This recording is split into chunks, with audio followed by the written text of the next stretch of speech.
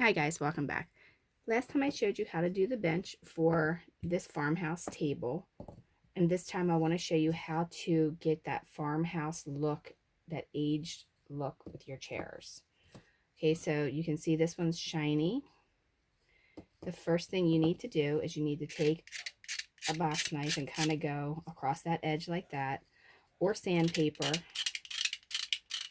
and kind of just remove it at different areas. Go up a little bit further on the worn areas, like I just go up a little bit further on that area like that.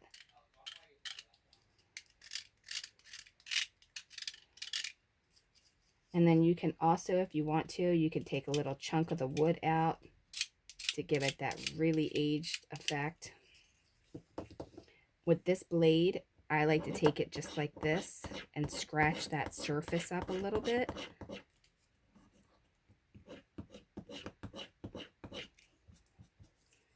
And then I take the point and just kind of pull some paint off in various locations. The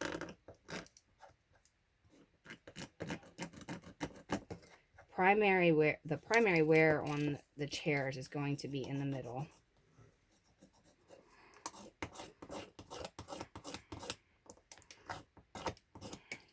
Okay, once I've done that, then I go back to doing my aging. I just take little nicks like that out of my wood in various little spots.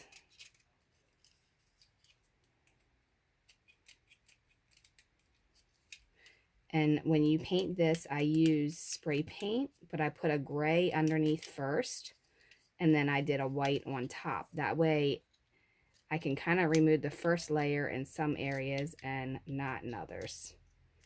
Like you see how it's really dark right there? That's because the gray is coming through.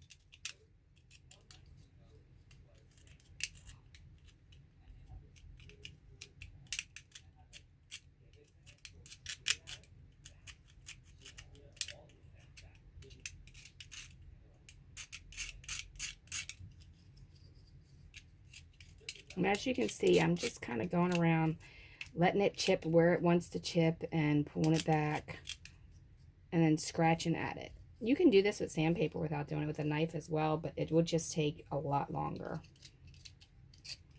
When you go to do your aging, make sure that when you spray paint, you do it in thin layers of the dark coat first and then the light coat on top. And it will take a lot longer because you are doing a light coat over top of a dark coat. So you want to make sure that you do thin layers because this is MDF, and if you get MDF too wet, it will start to bubble on you. That's just with any MDF, unfortunately, or pretty much any wood, rather. Wood will warp as well.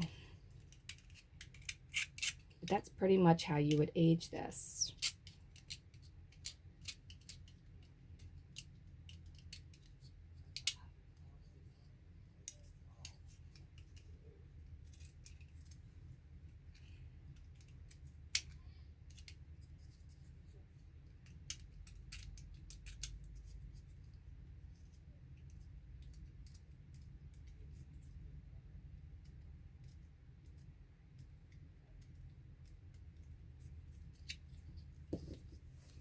And you do the same thing with the chair legs. Have done that.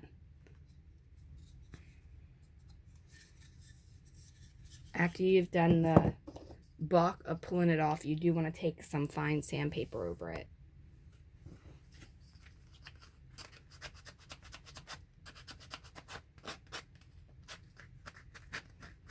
I like it to have a more of a dull look, so you can use flat paint if you want, but I use the shiny look because it gives it more texture. And some areas will have shine and some won't when you take the sandpaper to it, which will look more realistic to a very old piece of furniture. You can also paint this with chalkboard paint.